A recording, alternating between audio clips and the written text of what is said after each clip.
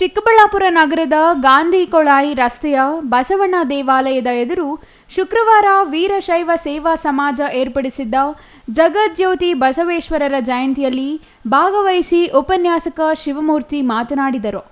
ಭಾರತದ ಚರಿತ್ರೆಯಲ್ಲಿ ಬಸವಣ್ಣ ಅವರದು ಅಚ್ಚಳಿಯದ ವ್ಯಕ್ತಿತ್ವವಾಗಿದೆ. ಬಾಲ್ಯದಲ್ಲಿಯೇ ಗೊಡ್ಡು ಸಂಪ್ರದಾಯಗಳಿಗೆ ತಿಲಾಂಜಲಿ ಇತ್ತ ಧೀಮಂತ ಚೇತನ ಎಂದರು. ಆರೋಗ್ಯವಂತ ಸಮಾಜ ಕಟ್ಟಲು ಬದುಕನ್ನೇ ಪಣವಾಗಿಟ್ಟ ಧೀಮಂತ ಮತ್ತೊಬ್ಬರಿಲ್ಲ. ಹೀಗಾಗಿಯೇ ಬಸವಣ್ಣ ಎಂದು ಕರೆದರೆ ಇಡೀ ಕರುನಾಡು ಒಗ್ಗೂಡುತ್ತದೆ. ಕವಿಯೊಬ್ಬರು ಬಸವ ಎಂದರೆ ಬಡತನ ದೂರವಾಗುತ್ತದೆ ಎಂದು ಹೇಳಿರುವುದು ಅಕ್ಷರಶಃ ಸತ್ಯವಾದ ಮಾತಾಗಿದೆ ಎಂದು ಹೇಳಿದರು. ದೇವರು ನಿರ್ಗುಣಿ ನಿರಾಕಾರ ಎನ್ನುತ್ತಾ ಲಿಂಗ ಪೂಜೆಯನ್ನು ಶರಣರಿಗೆ ಬೋಧಿಸುತ್ತಾ ಶರಣ ಧರ್ಮ ಪ್ರಸಾರ ಮಾಡಿದರು ಎಂದು ಹೇಳಿದರು.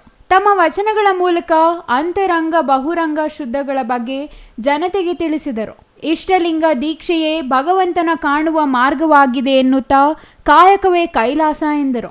ಉತ್ತಮ ಆಡಳಿತಗಾರನಾಗಿ, ಕವಿಯಾಗಿ, ಸಂಘಟಕನಾಗಿ, ಹೃದಯ ಶ್ರೀಮಂತಿಕೆಯ ಮೇರು ಶಿಖರವಾಗಿ, ಮಾನವೀಯ ಸಮಾಜದ ಗಟ್ಟಿ ದನಿಯಾಗಿ ಬಾಳಿ ಬದುಕಿದ ಬಸವಣ್ಣ ಅವರ ಬದುಕು ಎಲ್ಲರ ಸಮಾಜಗಳು ಅನುಸರಣೆ ಮಾಡುವ ರೀತಿಯಲ್ಲಿದೆ. ವಿಶೇಷವಾಗಿ ವೀರಶೈವ ಸಮಾಜ ಬಸವ ಹಾಕಿಕೊಟ್ಟ ಮಾರ್ಗದಲ್ಲಿ ನಡೆದು ನಡೆ ನುಡಿ ಒಂದಾಗಿಸಿಕೊಂಡಾಗ ಮಾತ್ರ ಇಂತಹ ಆಚರಣೆಗಳಿಗೆ ಮಹತ್ವ ಬರಲಿದೆ ಎಂದರು. ನಮ್ಮ ಈ ಒಂದು ಸಮಾಜದ ವತಿಯಿಂದ ಸುಮಾರು ವರ್ಷಗಳಿಂದ ನಾವು ಈ ಒಂದು ಕಾರ್ಯಕ್ರಮವನ್ನು ನಡೆಸ್ಕೊಂಡು ಬರ್ತಾಯಿದ್ವಿ.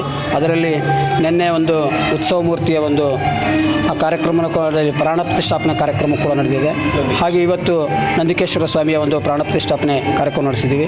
ನಾವು ಪ್ರತಿ ವರ್ಷವೂ ಕೂಡ ಬಸವ ಜಯಂತಿಯನ್ನು ನಮ್ಮ ಸಮಾಜದ ವತಿಯಿಂದ ಸಂಪ್ರದಾಯಬದ್ಧವಾಗಿ ನಡೆಸ್ಕೊಂಡು ಬರೋದ್ರ ಜೊತೆಗೆ ನಮ್ಮ ಸಮಾಜದಲ್ಲಿ ಇರ್ತಕ್ಕಂಥ ವಿದ್ಯಾರ್ಥಿಗಳನ್ನು ಗುರುತಿಸಿ ಅವರಿಗೆ ಪ್ರತಿಭಾ ಪುರಸ್ಕಾರ ಮತ್ತು ವಿವಿಧ ಕ್ಷೇತ್ರಗಳಲ್ಲಿ ಸಾಧನೆ ಮಾಡಿರ್ತಕ್ಕಂಥವರಿಗೆ ನಾವು ಸನ್ಮಾನ ಮಾಡ್ತಕ್ಕಂಥದ್ದು.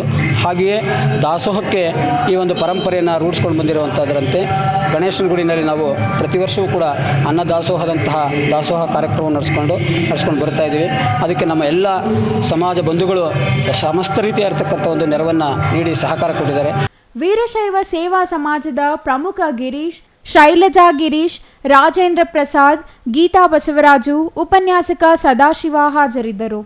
Jangalahalli Ashwath, CTV news, Chikkaballapur.